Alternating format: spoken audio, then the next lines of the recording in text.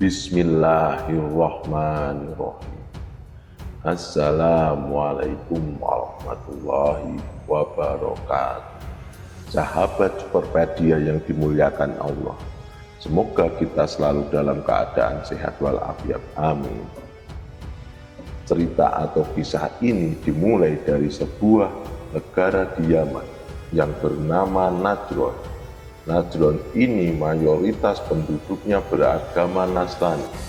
Tentunya ini dulu adalah agama tauhid yang hanya menyembah Allah sebagai Tuhan, dan Nabi Isa alaihissalam ibnu Maryam adalah nabi panutannya. Bukan Nasrani yang menuhankan Nabi Isa dan menganggap sebagai anak Tuhan, atau salah satu dari 3 Tuhan yang disebut dengan Trinitas. Negara Najran ini dipimpin oleh seorang raja yang beragama Yahudi bernama Raja Zunuwas. Padahal mayoritas rakyatnya beragama Nasrani. Raja Zunuwas memiliki ambisi untuk mengyahudikan seluruh rakyatnya yang kala itu beragama Nasrani. Parahnya lagi, Zunuwas mengaku sebagai Tuhan dan memaksa rakyatnya menyembahnya. Agar rakyatnya percaya bahwa dia adalah Tuhan, Raja Zunuwas memiliki seorang dukun atau tukang sihir yang bekerja membuat keajaiban-keajaiban untuk menunjukkan kepada rakyat bahwa Zunuwas adalah Tuhan. Misalnya, ketika ada seorang rakyatnya yang sakit dan tak kunjung sembuh, Raja Zunuwas hanya dengan mengusapkannya saja bisa membuat sakitnya langsung hilang dan sembuh. Padahal sebenarnya ini adalah pekerjaan tukang sihirnya Raja Zunuwas yang bekerja sama dengan setan dari golongan jin, bukan karena memiliki karomah atau mukjizat. Banyak hal-hal ajaib lain yang sengaja dipertontonkan Zunuwas kepada rakyatnya agar mereka percaya bahwa Zunuwas ini Tuhan. Ketika tukang sihirnya Zunuwas sudah tua, ia meminta Zunuwas mencarikan seorang pemuda untuk diajarkan sihir dan kelak menggantikannya sebagai tukang sihir Zunuwas. Zunuwas kemudian mencari seorang pemuda yang cerdas dan kuat untuk menjadi murid tukang sihirnya. Rumah pemuda ini lokasinya agak jauh dari istana kerajaan, sehingga ia harus menempuh perjalanan yang lumayan jauh dan melewati sebuah perkampungan dan gereja. Karena pada saat itu banyak penduduk negara yang beragama Nasrani, suatu hari ketika pemuda ini hendak belajar sihir kepada gurunya, ia melintasi sebuah gereja dan merasa penasaran, lalu masuk ke dalam gereja tersebut dan bertemu dengan seorang rohib. Rohib itu ustadz dalam agama kita. Pemuda ini banyak yang menanyakan hal-hal menyangkut agama Nasrani kepada rohib. Setelah selesai bertanya dan belajar kepada rohib, ia melanjutkan perjalanannya ke istana untuk belajar sihir. Setiap hari pemuda ini belajar 2 hari. Pagi belajar tentang tauhid dari rohib dan siang belajar tentang kesirikan kepada tukang sihir. Begitu terus sampai beberapa bulan dan beberapa tahun, hingga akhirnya pemuda ini memiliki 2 ilmu yang berseberangan, ilmu tauhid dari rohib dan ilmu kemusyrikan dari tukang sihir Raja Zunuwas. Sobat Superpedia, pada suatu hari tukang sihir Raja Zunuwas meninggal dunia dan seluruh ilmunya sudah diturunkan kepada pemuda ini. Maka pemuda ini diangkat menjadi tukang sihir Raja Zunuwas. Namun selama jabatannya sebagai tukang sihir kerajaan, pemuda ini tidak membantu sang raja menunjukkan keajaiban-keajaiban seperti yang dilakukan oleh gurunya. Sebaliknya, pemuda ini cenderung melakukan perbuatan yang diajarkan oleh sang rohib di gereja. Akhirnya pemuda ini kabur dari istana raja karena tidak mau disuruh oleh Raja Zunuwas melakukan sihir yang ia tahu tidak benar. Selama perjalanannya di luar istana, pemuda tersebut menjadi seorang tabib. Kerjanya adalah menyembuhkan orang-orang yang sakit. Banyak penyakit yang tidak bisa disembuhkan oleh orang lain, tetapi dengan pemuda ini bisa disembuhkan. Selagi mengobati orang, ia juga menyebarkan tauhid kepada pasiennya yang berobat kepada pemuda ini. Jadi sebelum dilakukan pengobatan, mereka diwajibkan untuk beriman dulu kepada Allah, baru kemudian diobati. Akhirnya banyak yang menjadi pengikut pemuda ini. Pada suatu hari Menteri Raja Junuas mengalami sakit, hingga membuat matanya buta dan tidak bisa melihat. Menteri tersebut datang dan minta tolong kepada pemuda Nasrani ini dengan maksud untuk berobat. Setelah melakukan pengobatan, tak lama kemudian mata Menteri Raja Junuas sembuh dan bisa melihat kembali. Bahkan penglihatannya jauh lebih baik daripada sebelumnya. Akhirnya menteri ini pun mulai beriman kepada Allah.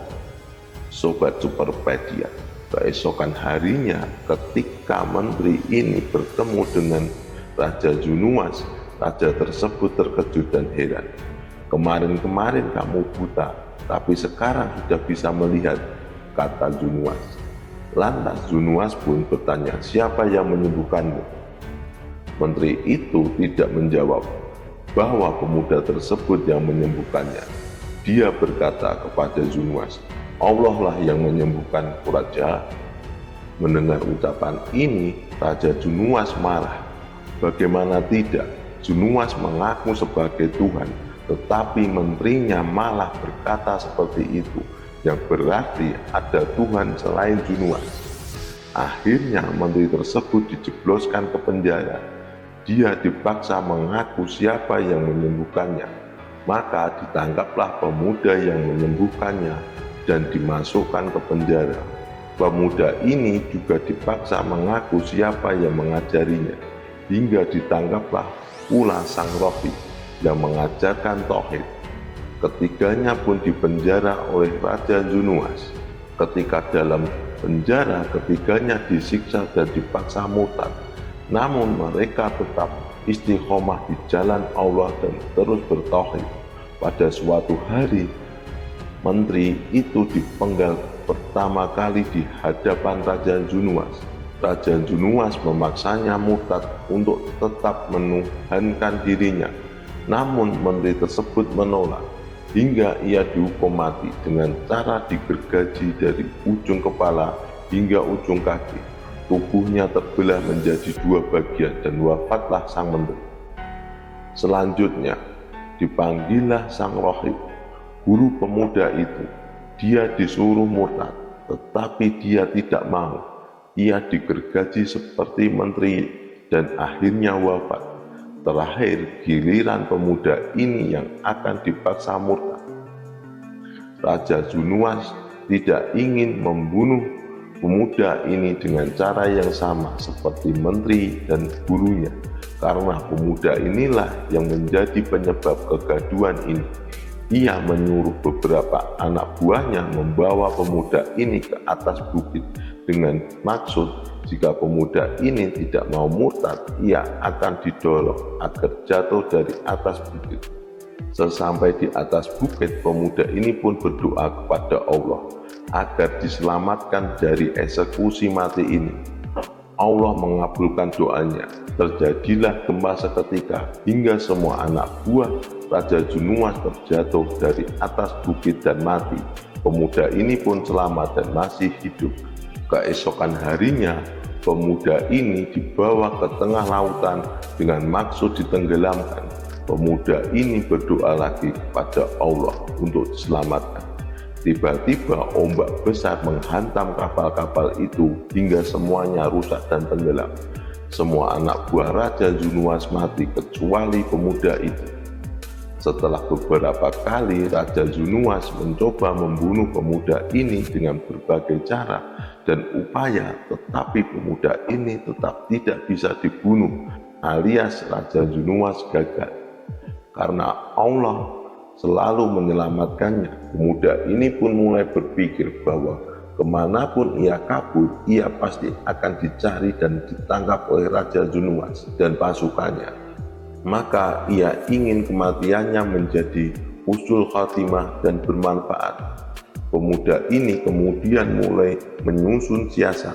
Pada suatu hari, ia berkata kepada Raja Zunuwas, "Wahai Zunuwas, hanya ada satu cara jika engkau ingin membunuhku.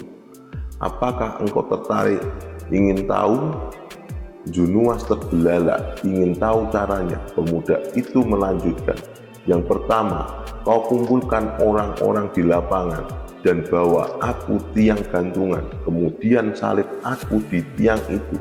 Lalu panah aku tepat di pelipis mataku dengan menggunakan anak panah ini. Namun sebelum kau melepaskan anak panah, kau harus mengucapkan mantra ini, Bismillahirrabbilghulam." Mendengar hal ini, sang Raja Zunuwas senang dan segera mempersiapkan semuanya. Ia mengumpulkan seluruh rakyatnya di suatu lapangan hingga terkumpul sebanyak 20.000 orang. Di hadapan rakyatnya, Raja Zunuwas ingin menunjukkan bahwa dia adalah Tuhan karena berhasil membunuh pemuda itu.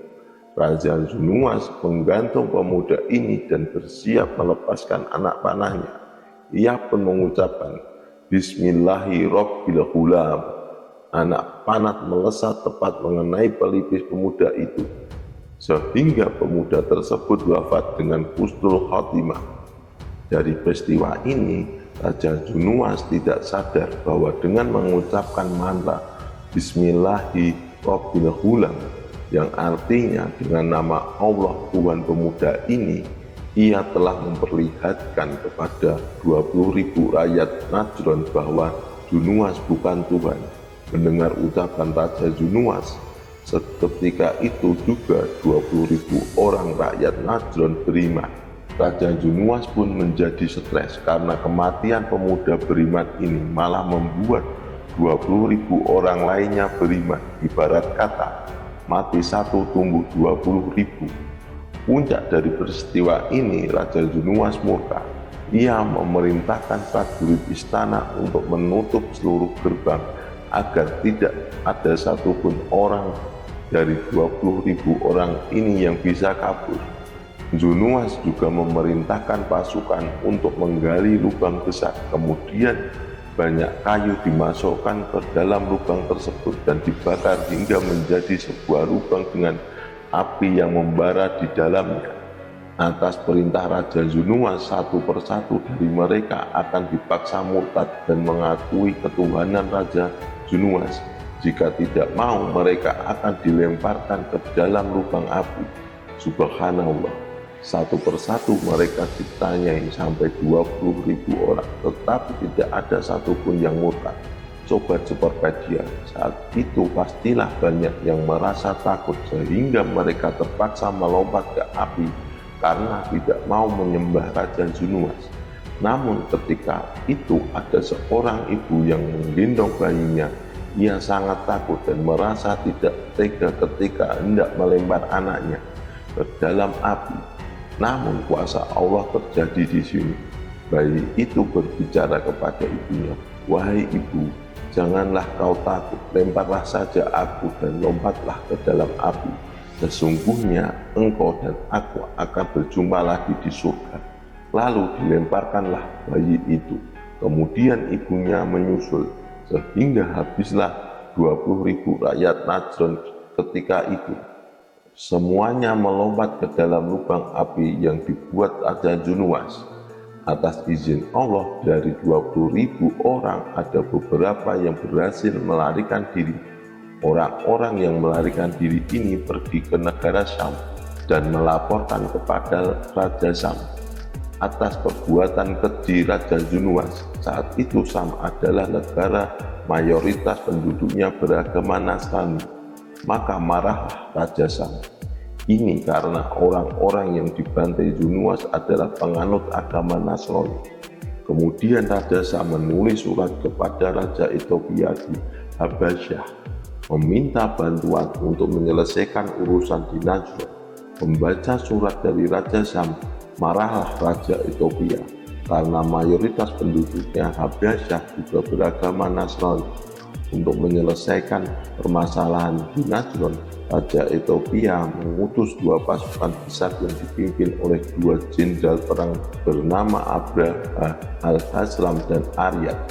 Abraham ini yang nantinya akan memimpin pasukan gajah untuk menghancurkan Ka'bah, namun gagal.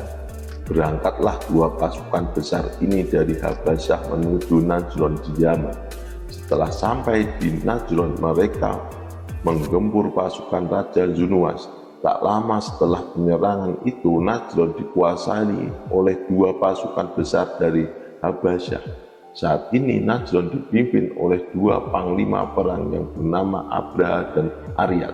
Sahabat Superpedia yang dirahmati Allah, semua daerah yang dipimpin oleh 2 orang pasti akan kacau jadinya. Tidak mungkin sebuah daerah dipimpin oleh 2 orang atau 2 raja. Saat itu timbullah siasat licik dari Abraha. Ia berupaya membunuh Aryad agar hanya Abraha lah yang menguasai Najron. Hingga pada akhirnya karena kelicikannya, Abraha berhasil membunuh rekannya sendiri, Aryad. Pada suatu hari, kabar terbunuhnya Aryad diketahui oleh Raja Habasyah, yang membuat Raja Habasyah marah atas pembunuhan tersebut. Kemudian Abraha disurati oleh Raja Habasyah yang isinya menanyakan alasan membunuh Aryad. Jika alasannya tidak tepat, Raja Habasyah akan mengirim pasukan besar untuk membunuh Abraha dan semua pasukannya. Karena Abraha licik, Abraha pun mencari alasan yang tepat untuk mengirimkan sejumlah emas serta barang-barang berharga dari Yaman beserta sepucuk surat yang berbunyi, "Wahai Rajaku, aku tidak sedang membuat makar. Aku tetap patuh kepada negeri Habasyah dan tetap ada di bawah kekuasaan." Raja pun percaya hingga Abraha dijadikan sebagai pemimpin negeri Najron yang saat itu berada di bawah naungan Raja Habasyah.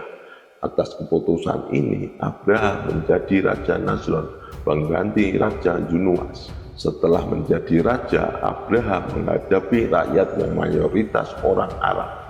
Mereka senang datang ke Mekah untuk mengagungkan Ka'bah setiap tahun untuk melakukan haji dan umrah. Meskipun dilakukan dengan cara jahiliyah, dari kebiasaan rakyatnya ini, Abraha berpikir untuk mengalihkan mereka agar beribadah di Najron. Akhirnya kemudian membangun sebuah gereja termegah yang sangat istimewa di Najron. Dengan bangunan yang sangat mewah dan tinggi, berniat menyaingi Ka'bah. Gereja itu diresmikan dan Abraha mengirimkan surat kepada kabilah-kabilah Arab agar mereka beribadah di gereja buatannya dan meninggalkan Ka'bah.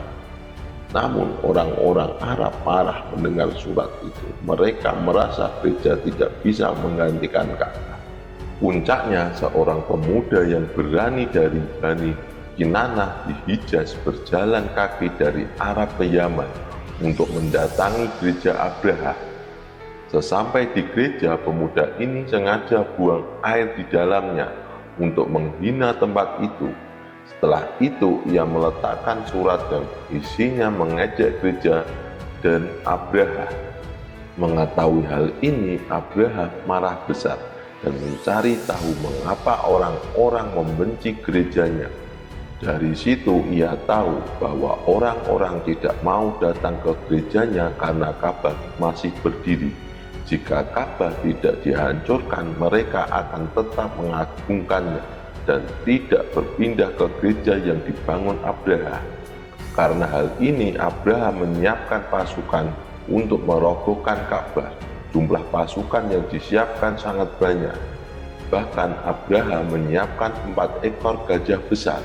Abraha berencana menarik seluruh sisi Ka'bah menggunakan rantai yang diikatkan ke masing-masing gajah. Pasukan besar ini bergerak dengan gajah-gajah Abraha di barisan paling depan. Abraha menunggangi seekor gajah terbesar yang ia beri nama Mahmud. Sebelum sampai ke Ka'bah, mereka singgah di Taif. Orang-orang Taif takut, mengira pasukan Abraha akan menyerang Taif. Maka kepada suku Taif menyerahkan diri kepada Abraha dan memohon agar tidak menyerang mereka dengan imbalan seorang pemuda yang akan menunjukkan jalan tercepat ke Ka'bah. Pemuda ini bernama Abu Rohal. Namun ditakdirkan Allah, sebelum pasukan sampai ke Ka'bah, Abu Rohal meninggal. Si pengkhianat ini dikubur di pinggir jalan menuju Ka'bah, dan makamnya sering dilempari batu oleh orang-orang yang lewat hingga hari ini. Sahabat Superpedia, perjalanan Abraha dan pasukannya dilanjutkan kembali. Sebelum sampai ke Ka'bah, Abraha mampir ke wilayah peternakan onta orang-orang Arab dan mencuri 200 ekor onta milik Abdul Muthalib yang saat itu adalah pemimpin Arab. Ketika Abraha sampai di lembah Muhasir, ia ingin ketemu dengan Abdul Muthalib. Terjadilah percakapan di antara keduanya.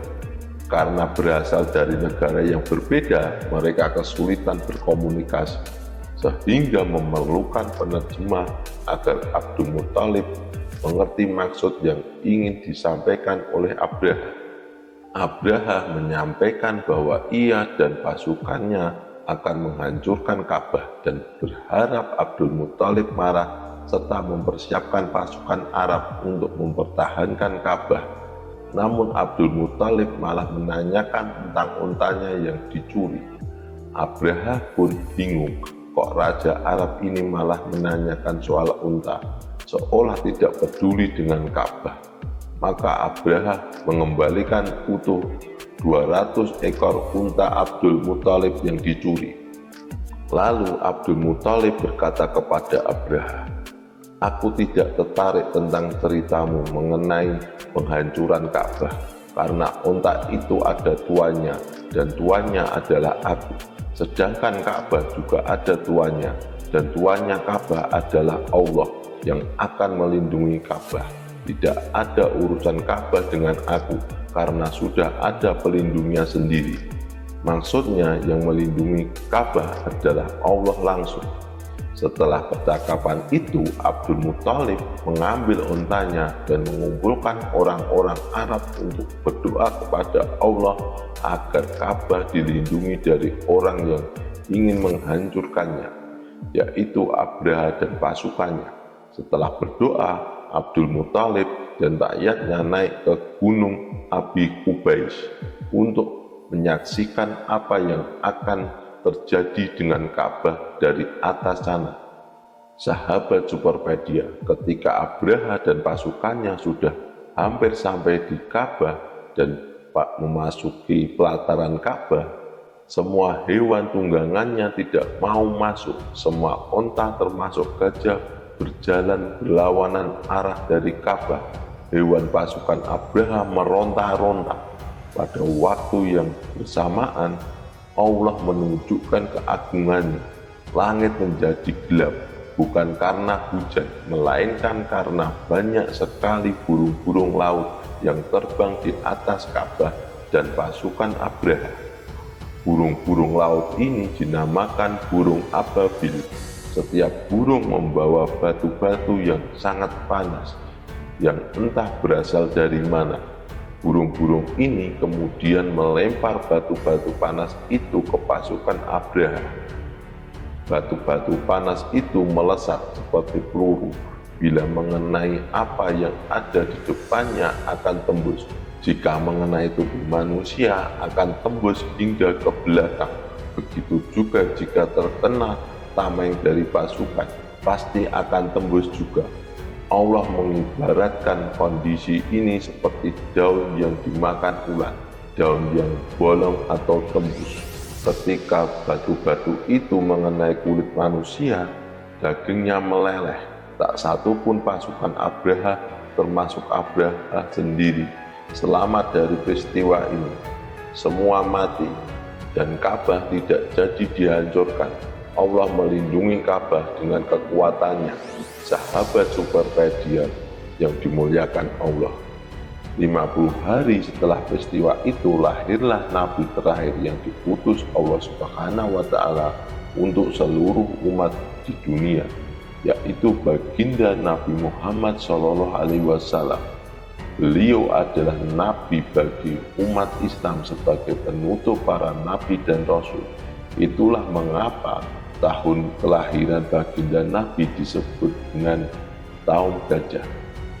Baginda Nabi Muhammad SAW lahir pada tanggal 12 Rabiul Awal atau tahun 570 Masehi, tepatnya pada hari Senin di kota Mekah Al-Mukarramah. Pada masa itu tahun tersebut dikenal dengan sebutan tahun gajah. Disebut tahun gajah karena pada masa itu negeri Arab belum memiliki angka tahun dan bulan. Penamaan tahun diambil berdasarkan peristiwa besar yang terjadi pada tahun tersebut. Disebut tahun gajah karena pada tahun yang sama ketika Nabi Muhammad SAW dilahirkan, terjadi peristiwa besar, yaitu peristiwa penghancuran Ka'bah oleh pasukan gajah. Jadi itulah cerita kita kali ini. Semoga cerita ini bermanfaat bagi kita semua. Sampai jumpa di kisah seru selanjutnya. Mohon maaf jika ada kekurangan atau kesalahan dalam kisah ini. Yang benar datangnya dari Allah Subhanahu wa Ta'ala, sedangkan kesalahan itu berasal dari saya pribadi sebagai manusia biasa. Saya akhiri kisah ini. Wassalamualaikum warahmatullahi wabarakatuh.